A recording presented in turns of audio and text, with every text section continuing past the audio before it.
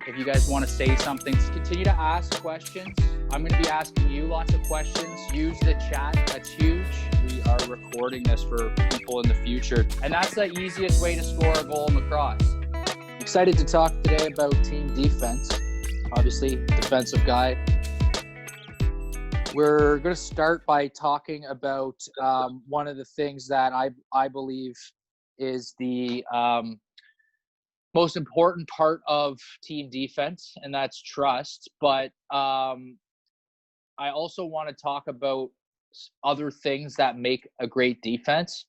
So we'll have like a bit of a discussion on that. We'll look at a little bit of info on trust. Go over some notes I have on trust. And I mean, that it goes a long way. It stretches beyond sport. I mean, you can think of how much trust is important to you in your life in certain aspects. Quickly, we'll relay that to our defensive principles. I'm not going to go into any sort of detail other than to say that any team defense that we do has all the principles that we've been taught up to now. Then within each defense, there's also several principles. And hopefully all the stuff that we've taught up until now is kind of at that automatic stage, and then you can start focusing on the things that matter within the defense.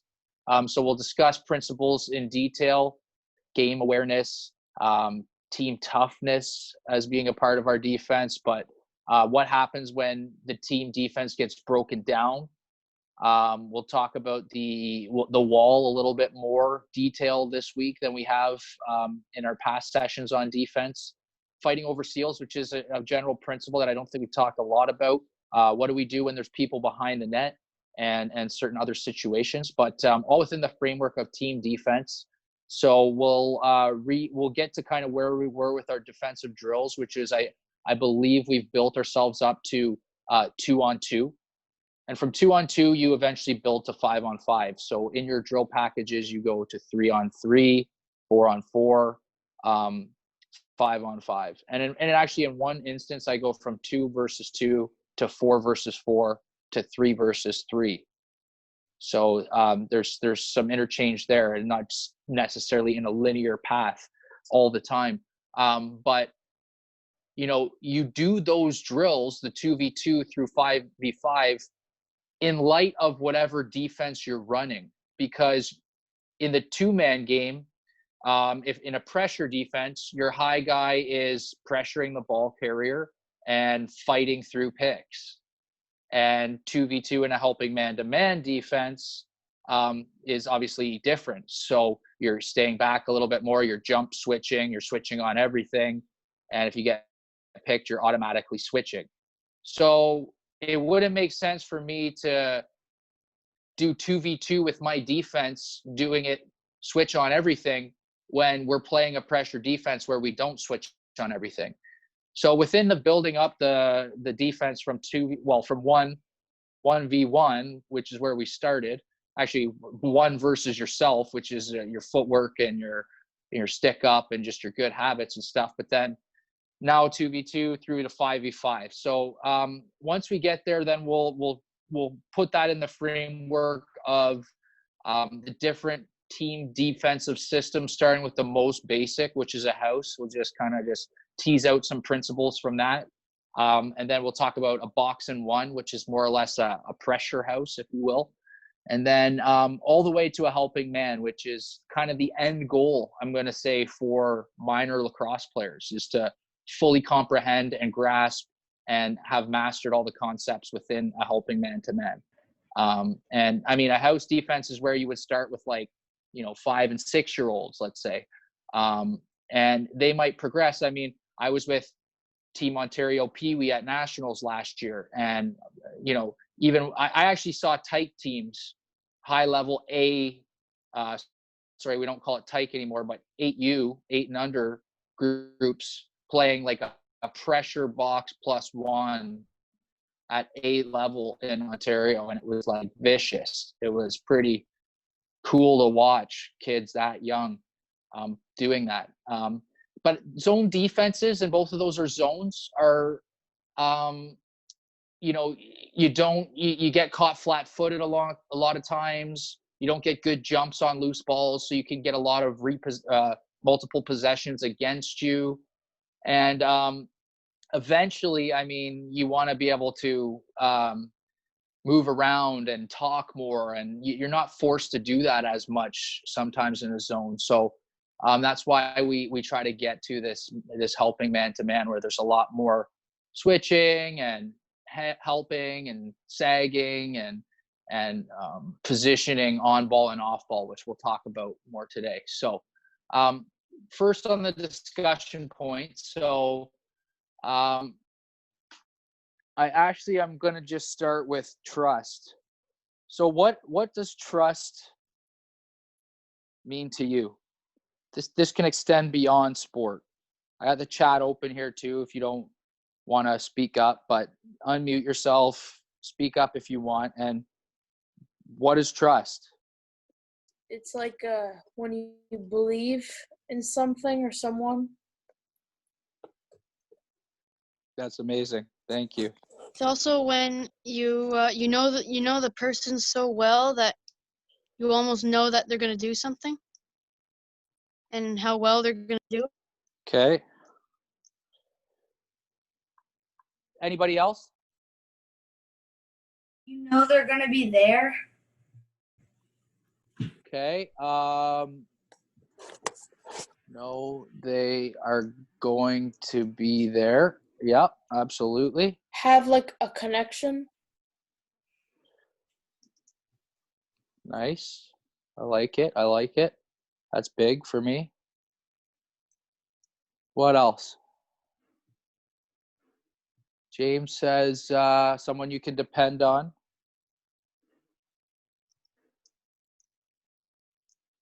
Anyone else? These are great, by the way. I mean, I could personally reference all of these in my career. I mean, trust, when you believe in something or someone. I mean, for starters, hopefully you trust your coach, right? And you believe in the defense that they're putting out there. Because I know I've been on teams where, the coach is kind of all over the place. You can tell they don't really know their subject. And you just get a lot of cooks in the kitchen telling everybody what should be. And so you kind of lose trust if you don't have that type of leadership you need. You know them well. You know what they're going to do. Well, okay, you know them well could be broad. You could know them well as a player. You could also know them well as a person. But speaking to a player, okay, you know them well. So I know that my 6'2", 240-pound teammate, Graham Hosick, is going to basically blow through anybody who comes in his path. So really, I don't need to switch ever with him for the most part. I know that a lot of Americans prefer to stay on their check. So I'll let them stay in their comfort zone versus I know if I get a guy from Orangeville on my side, I know what he's going to do in every single situation because we've been drilled and raised on the same skill basis. And that's a beautiful thing when you have that, but you know them well. You know how they're going to react in every single situation. And that comes down to principles, where this is all going. Knowing they're going to be there. I mean, we play in Canada for the Mann Cup, which is a solid gold trophy that's worth probably $350,000. I think was its last estimation. It's as old as the Stanley Cup. It's our holy grail, and we go through 7-game series like wars in the summer to win this thing.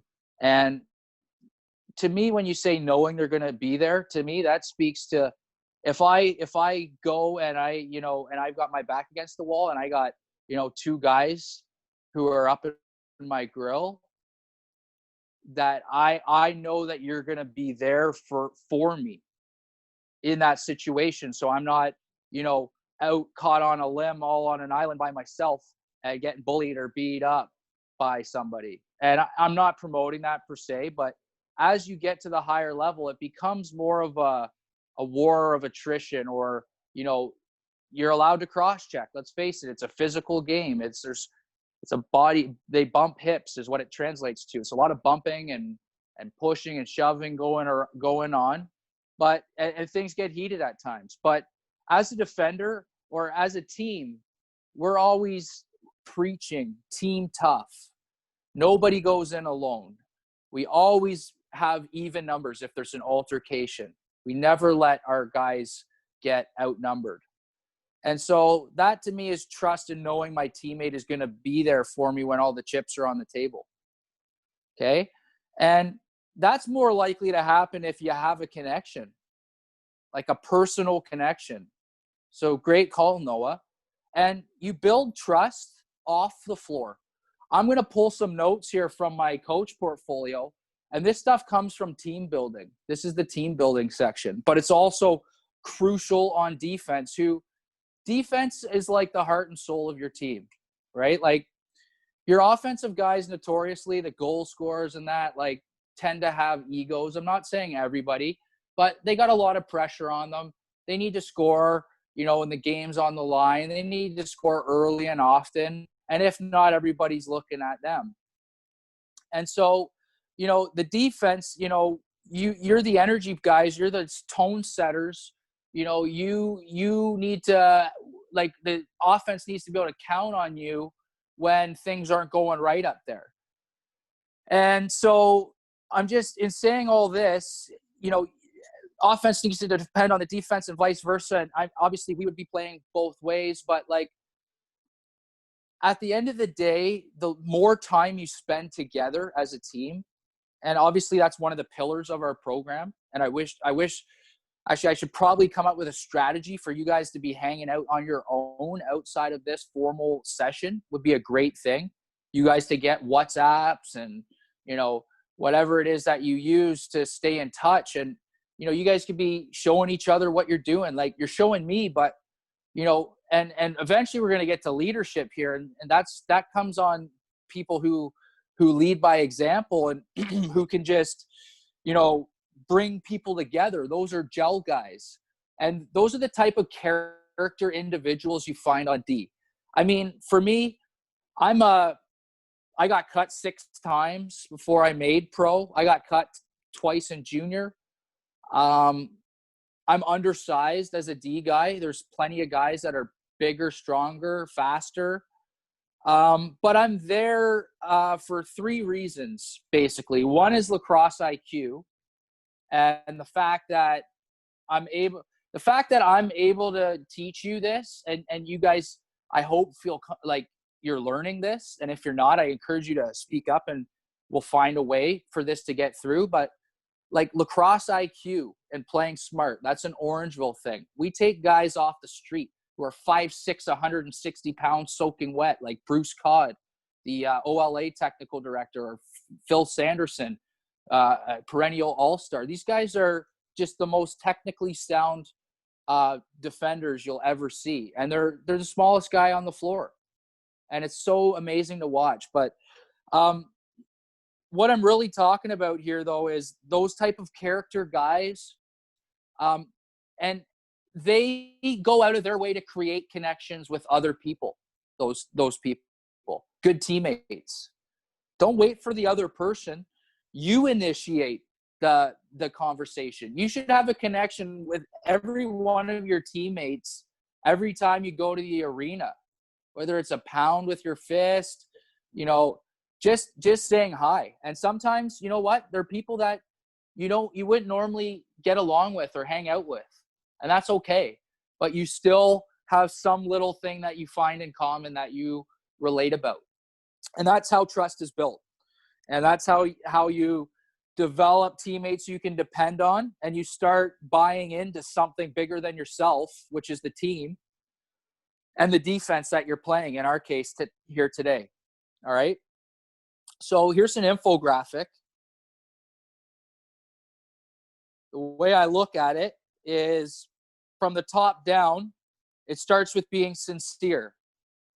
Okay? If you're a phony, if you don't really mean it when you're building connections and trying to be a teammate, people know.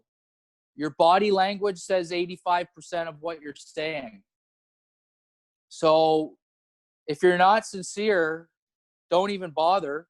And if you aren't, you should be reflecting on probably why you should be in a team environment. And you should be yourself as well. And when you do that, people learn what to expect from you. And in the end, you build a reliability in terms of, how you play the game and who you are. And we expect you to bring that every time you come to the rink. And that's what high level sports is. Taking no nights off, no shifts off. Okay? And that's huge on defense because it's easy to relax when you get a 3-goal lead. And that's the worst lead is a 3-goal lead, because you start to let up a little bit and the other team they get that next goal and they're right back in it. So reliability, another part of being reliable is being committed, right? And like, if you don't show up to practice, okay, you could be a great guy.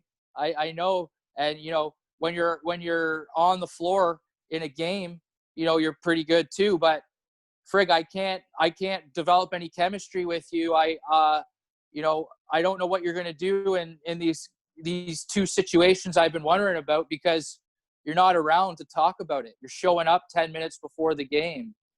You're not really truly committed.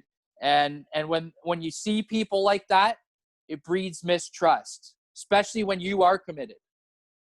Okay. And that comes down to integrity, which is kind of like it's sincerity, but it's kind of like follow through, saying what you say, who you are, and what you actually do. And so if you come to practice and you buy in and you go to these things, eventually you become competent at what you're doing. When we teach you the technical skills, the tactical skills, you start to bring consistency night in and night out. And effectively, we become again who we actually are, but this time as a team, not as individuals.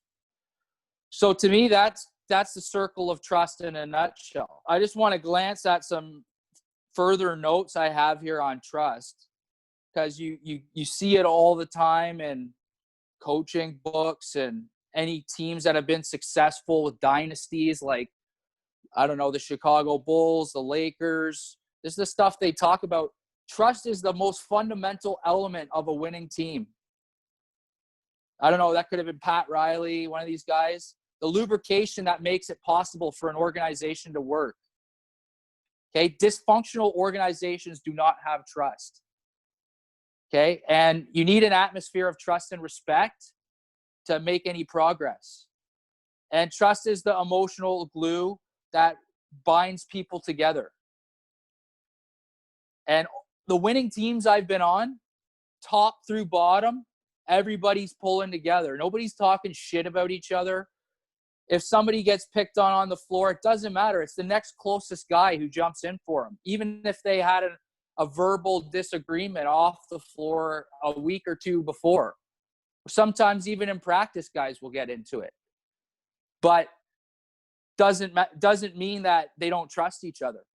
And it takes years for trust to develop. And by nature, it's built slowly. I'm building this trust with you guys through this program. And when you guys see the results, you're going to trust me more. Right? And it leads to commitment and committed people, not just us.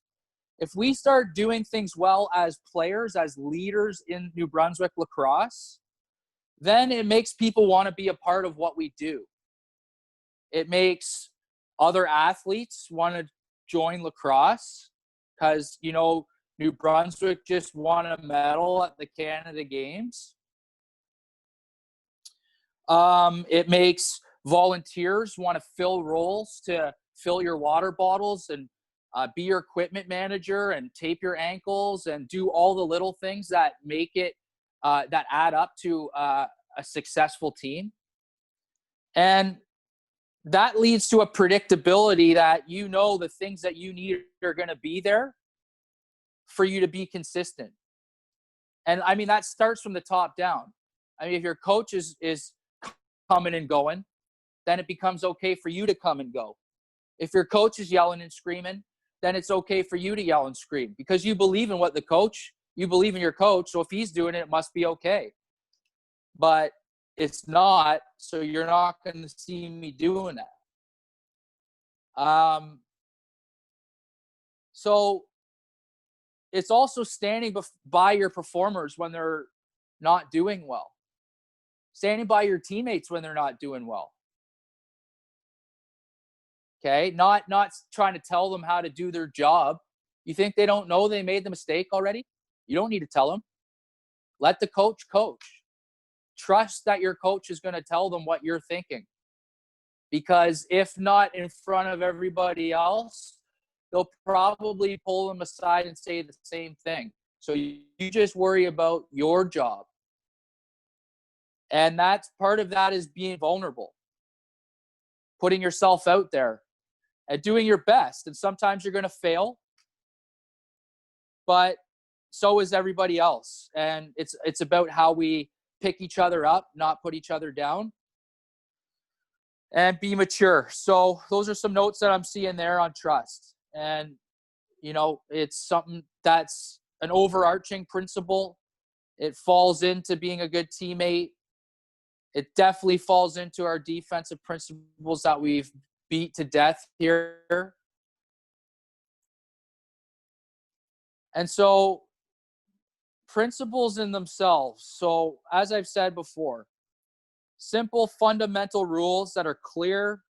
There's no dispute, right? And sometimes there's going to be what ifs and you're going to get beat while you follow the principle even.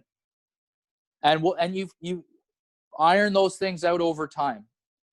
But, you know, you have these principles in all aspects of the game, defensively, transition, and offense. Whether you know it or not, you're starting to digest and internalize these things. And it will translate on the floor. But they have to be enforced in order to maintain accountability. Let's go back here and talk again. What's accountability?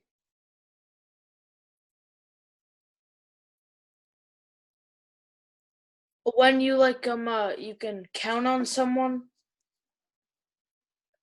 Okay, you can count on them. You know, not they have your back, sort of. Yeah, I mean, if the situation was there and they didn't have your back, they wouldn't be accountable. Being responsible for your mistakes. Awesome. Couldn't have said it any better.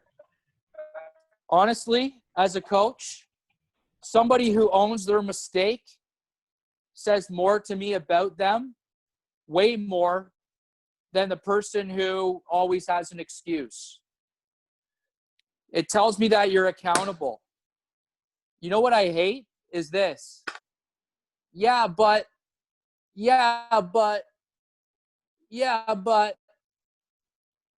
it's always got something to say back. We're in the middle of a game at a tournament or the Nationals. I don't need to explain myself to you at that point. Right? And really, you should be trusting me that I know what I'm talking about and say, yes, coach. Thank you, coach. I'll be better, coach. Not some excuse on why it happened or what Johnny did.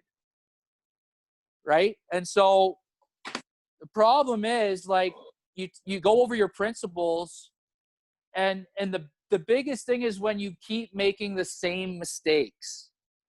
And I'm never going to get mad at you the first time, the second time, even the third time. I don't even care about those type of cliches, right?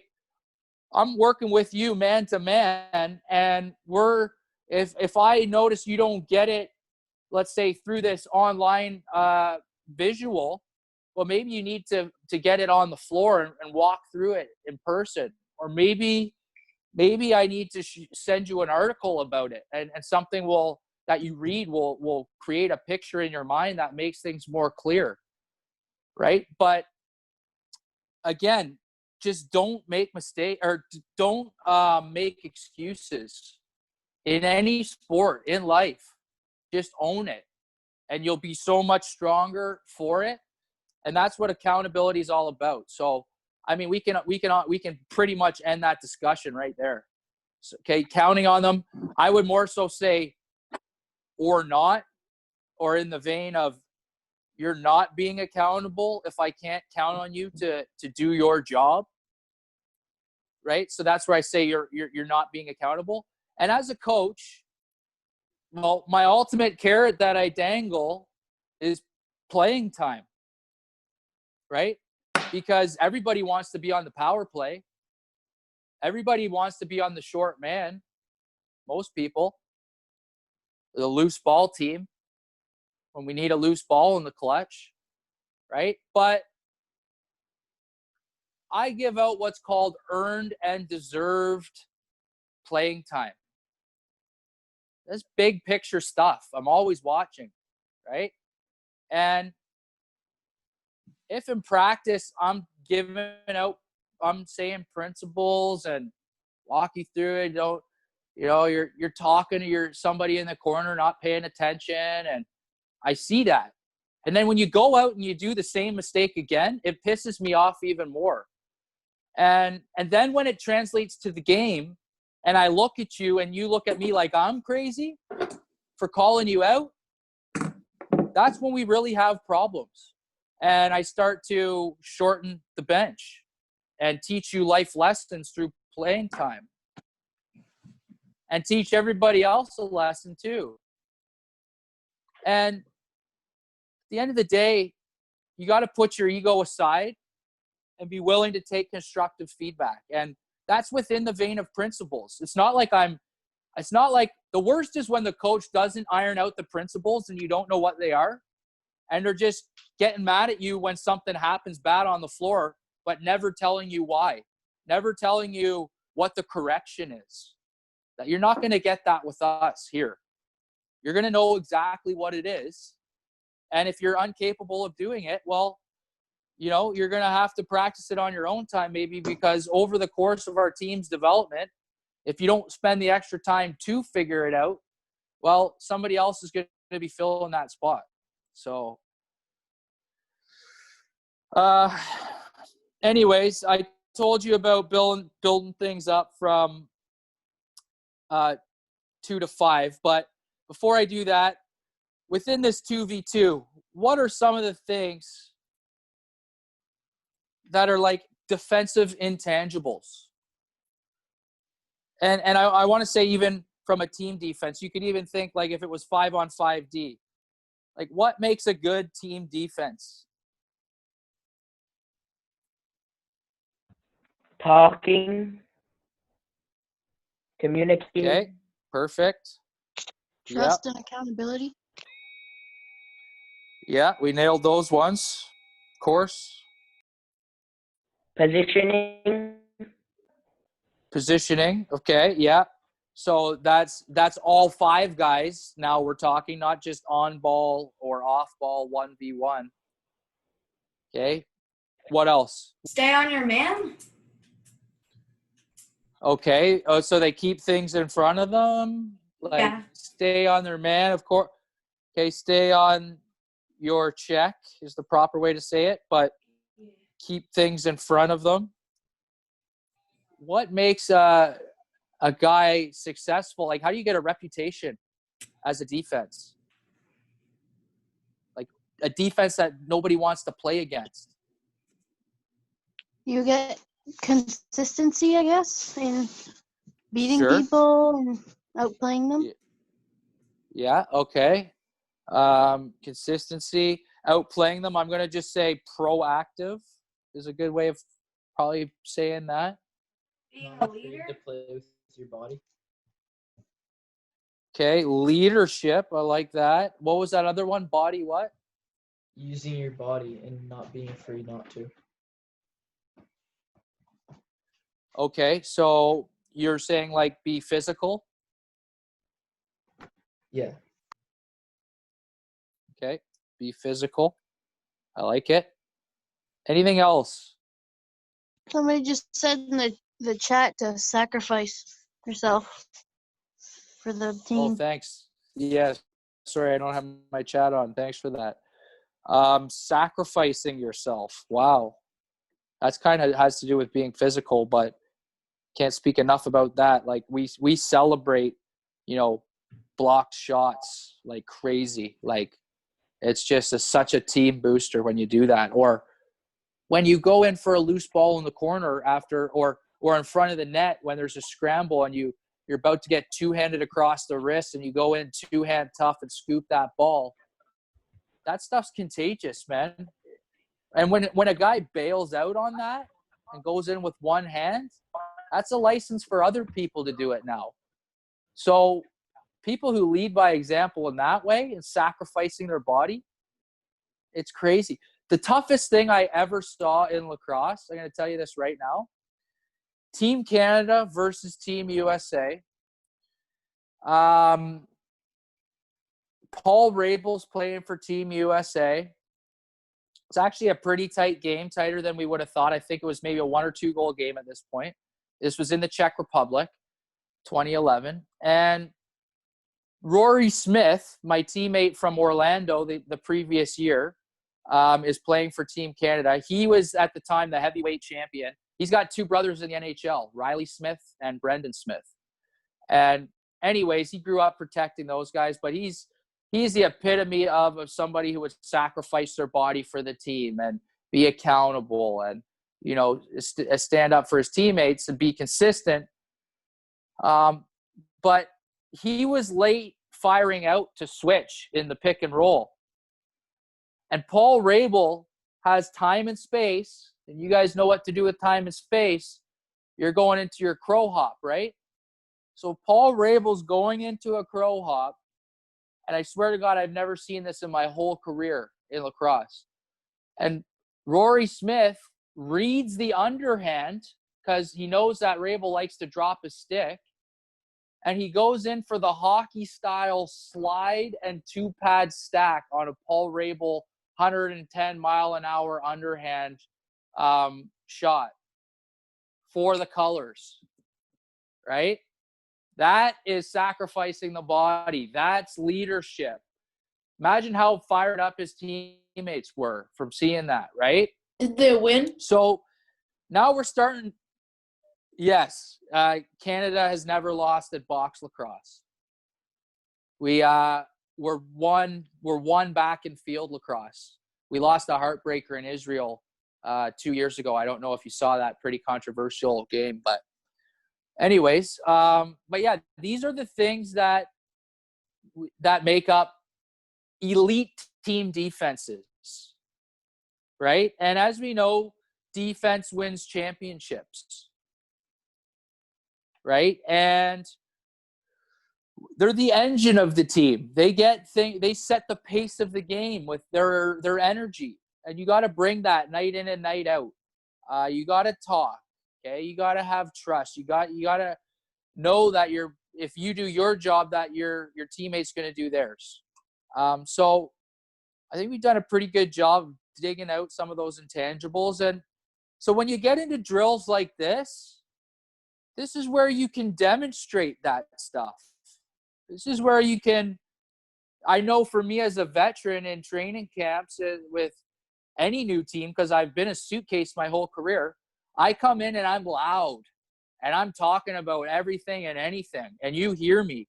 And the offense they start doing different things that they're trying to do one thing, but I'm telling my teammate what's about to happen. So then they start second guessing, right? Because of my talk. I didn't even have to move. I beat them mentally by talking. That's how powerful it can be. So in a 2v2 drill like this, I'm getting loud. I'm, letting everybody on the floor know that I'm the high guy, that I'm the low guy, to stay if you need to the odd time. But otherwise, I'm communicating the direction of the picks, left or right, letting them know that they're coming, or if they're not coming and they're by themselves. Okay, and, that trust is there. And, okay, let's talk about some of your other things you said. Somebody said leadership. Let's just say I'm in training camp. pressure's on, want to make the team, and 2v2, just get beat for a goal. Bad. Kirsten comes in, dirty pick and roll, boom, in the net. Well, how do you react to that? That's what I'm looking at as a coach. Are you banging your stick? Are you looking at your teammate like it's their fault? Are you being positive with your teammate and talking in a constructive way once you've gotten out of the drill and off to the side, figuring out what happened and fixing the problem? And then I go in and see you the next time do it better. Doesn't matter if you make a mistake once, twice. Guess what? On defense, you have to learn how to not make every mistake. And you know how that happens? By getting beat every way possible. That's how you learn defense, by getting beat. And so I'm looking at the leadership qualities of people in the drill and how they're reacting, because that stuff is contagious and it's a license for other people and it's not good team shit. And so we don't do that, and we pick each other up and we figure it out. And so leadership comes into play, positioning, consistency, being proactive. That's talk, being physical. So 2v2 eventually becomes 3 guys on a side. And that's what it becomes more difficult. And more or less off ball, you're doing the same thing in any defense, more or less. On ball is where things change. On the 3-man side, it doesn't okay, we could have a guy at the point up here and the shooter and the crease. That's one way to look at it. Usually, though, the point player who starts an offense just passes to either side and then they cut through. Usually it's somebody from the strong side. So, I mean, one thing you could do is you could cut through and pick this guy, and this guy could come over top of it. You could cut through, you could V-pick, and you could set an east-west pick on this guy. Sometimes you pass here, and you just get into the middle. Or if the ball was on the weak side, we set up in this little triangle here. Because we don't want to be just super perimeter as an offense.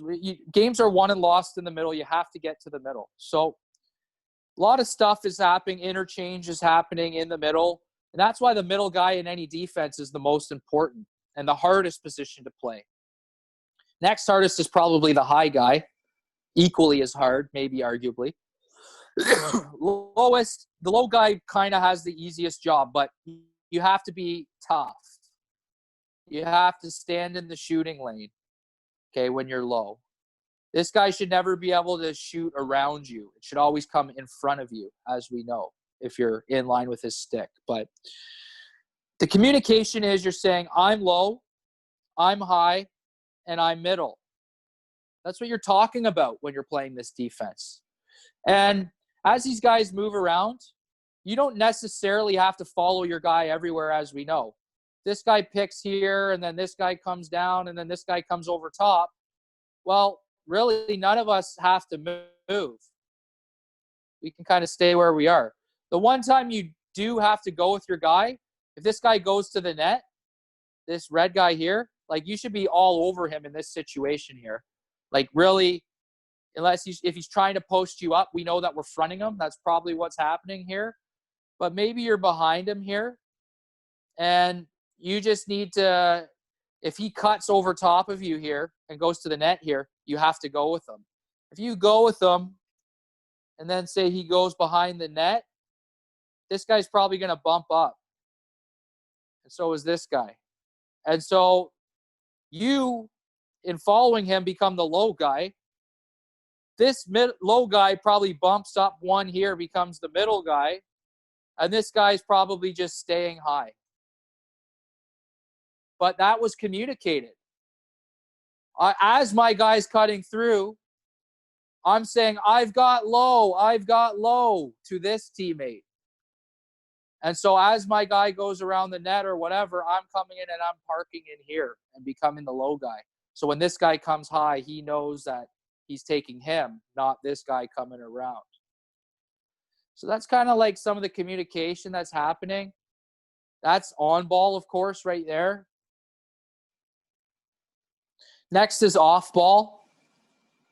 So off ball, really, if the ball was here, these two guys, we kind of want them tucked in back here in the in line with this post.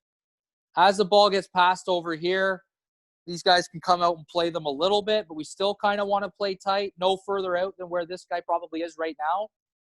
All right. And again, we're in an open stance off ball with our feet facing north-south, both of us. Seeing our check twice for every one time we see the ball. And if it gets swung over, that's when we turn by 90 degrees and go from open to closed with our feet facing the sideboards. So that's the positioning. And also, if the ball was right here, okay, let's just say my guy had it and then he passed it here. Well, so, okay, I went out and closed the gap, make sure he couldn't shoot. Then he passed it here. Well, I don't just stay out here. As I said, we want our off-ball guys dropping in on this back post here in line with this edge of the crease. So they're in a help position. They're clogging up the middle. And if this guy happened to beat his guy top side, well, if this guy recovered back to here, he could help right here. And now we're playing as a team, because in a helping man-to-man defense, you have your check plus half of somebody else's. So we build up from 2v2. Here's a continuous 2v2 with a little bit of cardio and a breakout after playing your defense. We add our help guy. This is where we actually play 3v3 first. It looks like a lot of stuff happening here. This one's better explained on the floor. Same here, you can see. But 3v3 with some off-ball help. A little bit more dynamic of 3v3 next, where your guy's allowed to back cut you. And so you have to read a back cut, but also, if he's not doing anything, be in a help position, which is more game-like. But we get to, 4v4 here. We get to 5v5. And when we do that, now we get a chance to run our full team defense, all 5 guys. And this starts with running onto the floor and getting in the hole, as we learned in our last defensive talk. We pick up guys in this area. But generally speaking, the O guys run into these positions: crease, crease, shooter, shooter, point. And likewise, we end up in kind of this house formation somewhere along the line. And this here, potentially, if the ball's lower, our high guy drops in. So, as I mentioned, you start with a basic house def. If I was teaching young kids, I would say run it out. I wouldn't talk about the hole at all. And I would teach them just where their spot is. We get a guy everywhere in the house. And then our smartest guy would be this guy in the middle. So when the ball's at the point in a house, he comes up, plays it. When it gets passed to the side, this guy comes out a little bit and plays it, and this guy just drops into the middle. If it gets passed down low, the middle guy drops even further. And, if they're capable of skipping it all the way back up to this guy, well, he just gets up, he gets in the shooting lane first, closes the gap, here he is. And that's the most basic defense you could play in lacrosse. You really only use it to let guys figure out their basic positions on the floor, keeping their stick up, and learning where they are in space and, what to expect. So that's where things start. And by the way, even at the pro level, if you take a penalty and the other team goes 6-on-5, we all yell, house, house, house. And this is the defense we play against the 6-on-5 as well. is just a basic house defense. You might do a couple little things in there, lock somebody off, or fire out and force a couple passes with 8 seconds left on the clock usually. But yeah, that's the house defense. And the next level, actually, I want you to look at it like this. I want you to look at it like this here. I drew this up for you.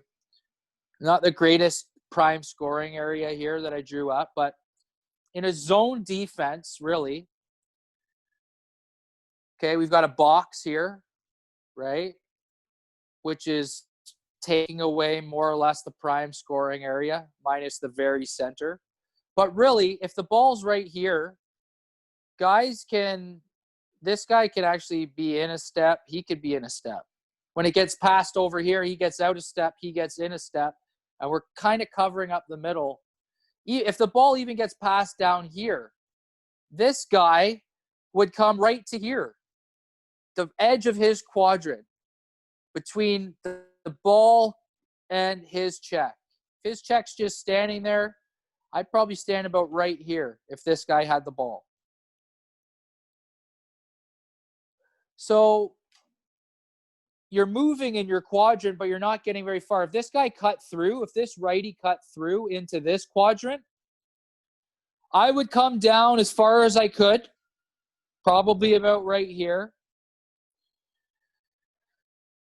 And so would this guy, probably, depending if this guy had the ball. But essentially, this guy's dealing with 2 guys in his zone. And that's how you beat a zone, is by overloading it, stacking 2 guys. If I had a guy right here in this zone, picture this guy came down here, and he just basically sealed this guy off. And then this guy comes up into here, and then this guy makes this pass. It's a pretty good shot, right? You might even be able to take another step right over top, get even more prime real estate if this middle guy isn't in there to help. So, but as you can see, if my guy here is right here, right on the edge of his zone, if they try that, he's right there. He would help that in this situation. Actually, generally, it would be the middle guy who can drop even further if need be, right into here if the ball got low. I'm just telling you that so you understand accountability and principles of this defense. Okay? And if we move to the next progression of it, which is this, the box and 1, this is basically the second defense. The only thing that maybe I would do before this is a straight up man-to-man with no switching, where I just tell my guys, go out and call out a check, and that's all I expect from you, and stay with them. And there's a lot of learning that can happen in that too. As I said, I saw this run by a Tyke team, or a 8U team in Ontario last summer, and it was like so awesome to see 8-year-olds doing this. But all it is you pass over to this quadrant, well, he drops in and fills, and the guy whose quadrant it is fires out and pressures. What shoulder is he pressuring on, guys, would you say, based on what you know about how we pressure usually? Isn't it the one closest to the net? What's the problem if I pressure this low shoulder when I get out here and I go here to the bottom shoulder? What's he going to do? I'm going to go over top. He's just going to beat you top side. Easy shot. So in this defense, it gets past your quadrant. You move out in control, in balance. You don't run out like a turkey with his head cut off. You get out and you get on the high shoulder and you turn him down this way. Get him going into the corner. And guess what? When he breaks this quadrant here, you let him go. I can show you over here. But once this guy gets pressured down here, Whoops. Once this guy gets past here, if I was pressuring him, as soon as he's in there, I would let him go. Remember, the guy in the middle in this back was backing me up. So now this guy would fire out, and this guy would drop in behind him. So he would fire out, and this guy would drop back in here because he's out of his quadrant. He's out of his zone. So I just wanted that to be clear, because in a box in one zone like this, the middle guy is always filling for the guy who pressures. And you pressure while the guy's in your zone, but when he leaves, you get off it. Sag back into the middle and be a backup for this guy, who's then going to move out in control. Ideally, giving this guy a second to come to get down prop from here to here. Because remember, he's filling in here while this guy was getting out. So that's kind of like the next level and it's nice as a coach to have a zone defense to go to and a man defense to go to, because teams can't scout you as well. They don't know what you're going to do. If I fought for the first 5 minutes of a game, do a box and one, and then switch to man, by the time they start making adaptations to this, then I've screwed them over twice in a row, and I'm winning the chess match as a coach. That's what I'm into. But after that is when we get to the end game here, which is helping man-to-man defense.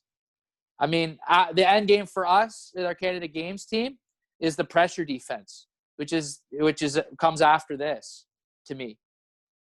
There is another zone, a 3-2 east-west zone is another zone you could throw out, but I don't use that one per se as much anymore. And I'm a firm believer that if you do this well, it's unbeatable. And it's proven that over the 70, 80 years, I don't even know that it's been used. And again, this is a unique defense to box lacrosse. Because if you say man-to-man defense in field or in basketball, that means you're staying on your man on everything. But if you look here, down low, here's a perfect example of an automatic switch. And this is what we went over when we talked about defending pick and rolls and advanced defense. So, okay, I've got my guy. I got topside defense going here. I got off-ball help sagging in because their check doesn't have it. I have the low defender over here locking off the off-ball crease so there's no quick stick dunks on the backside, which is his only job. But when my guy sets an up pick, firstly, I'm communicating it, and I'm saying, in this case, pick right, pick right, pick right. As he comes up, I'm coming up, probably giving him a little body around here. And my guy is turning, knowing it's coming, ready to clamp, put a stick on this guy. And when this guy tries to roll to the net, he goes with him. He becomes the low guy when that happens. And I fire out, and I get up in topside position on this guy. And we've switched. And we might do that several times. This guy might try to come back and pick again. And we switch again. We switch on everything unless there's a stay called. And I showed you that situation. That's when there's no pick here. This guy's carrying low to high, and it just makes total sense. Just stay. There's nothing happening. But we don't want to stay everywhere all the time, because when you do that, you're wasting energy, for one. Let these guys run around and set all kinds of picks and stuff. And you stay low and you stay high. Well, guess who's tired? Them. And when there's a loose ball, boom, we're gone on a fast break because we didn't waste energy checking our guy way out here, running up and down, when we could have stayed tight, just called out where we are in the wall, which is low, medium, or high, low or high. And this is what we do. Okay. So yeah, those are the responsibilities. This off-ball middle guy, he is the biggest help guy. especially when it's on when the ball's on the weak side. These guys are trying to do a pick and roll with a purpose. They know that they're going at the weak side. They're not going to try to do a pick and roll on the 3-man side usually because there's so much traffic there. You just run into somebody else. Most pick and rolls happen on the weak side, otherwise off ball. But so I don't need to be way out here on this guy when this guy's got the ball here. I could be right here. And then guess what? If they get this pass off and this guy gets picked off, which will happen, we have principles, yeah, but they're not going to work out. Things aren't always going to work out. And when this guy gets beat and picked off of, if we have this guy sliding, boom, lighting him up, we're good. And even if they get this pass over here, boom, guess what? This guy can drop down and play him. And if you were right here helping, you can take the high spot now. You become the middle. Or he became the middle, you became high in that scenario. So we're just talking about that. We're staying tight. We're keeping our sticks up. And we're challenging shots on the cusp of the prime scoring area. Trying to get sticks on them. Trying not to let them seal us. Right here, if this guy drove this guy in and pushed him back to here, and this guy had the ball and drove over top, he's going to get a seal. Well, what's the rule when you're high in a helping man defense? You never get sealed. You guys should know that. I've talked about that enough. This can never happen when you're high. I'll just leave on this note. If you're the high guy,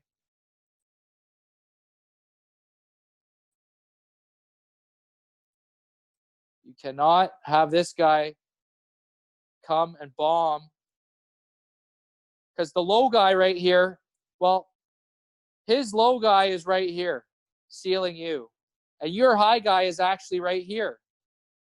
So one of the principles of the helping man-to-man defense, and most defenses, is don't ever get sealed. And if you get sealed, I like to do this inside roll, where I roll this way, and I wind up on the top side of that ball carrier up here. And now I'm doing my job again. I'm getting the high shoulder, staying here. I don't even have to go out. I can contain and stay back. And then when this guy slips through, my low guy just picks him up. And that's the trust, is that when I fight over this guy who I might be confused and think is my man is not my man. My responsibility as the high guy is to get over this. And in this scenario, if this guy bombs over these two guys and scores, I'm not going to be talking to this guy at all. He should be yelling at you to get up, get over it, jump, jump, jump, get over it. That's what I'd be saying to him. But that's trust, that's communication, and that's what high-level team defense is, fellas. So that's it for today. I didn't get into the multiple choice questions here. Okay, they had to do with what people's jobs were, what a box and one is. You guys now know. You know all these principles. These were on your IQ quiz. Okay, what's the job of the low position in a helping man-to-man defense? So what's the job of the high position? What's the job of the middle position? By the way, he was also called the hot defender. And you say, I'm hot. That's you telling everybody you're the help guy off ball. Okay, so a lot of stuff to throw at you here. As I said, it's a thinking man's game. The more you know, the more you can play the percentages in your favor defensively and force them to take stupid shots, get easy loose balls, you're laughing, all right? From areas of the floor where we can expect it because we're all on the same page, all right? So great discussion, I thought, tonight. I want to do more of that, all right? I like hearing what you guys have to say because it's never bad. You guys are always on the right track. I'm just here to piece it together for you. I'm a guide. These answers are already within you. You've experienced this stuff on the floor in some way, shape, or form. So I'm just highlighting it for you. And hopefully you're finding it effective there, guys. And yeah, that's it for this week. So make sure you get out and get some runs in, eh? We got 4 days of good weather coming up here. If you haven't been jogging already, you start. And if you've been jogging, start sprinting. Thanks again. And we'll see you there at the next session. Team Offense.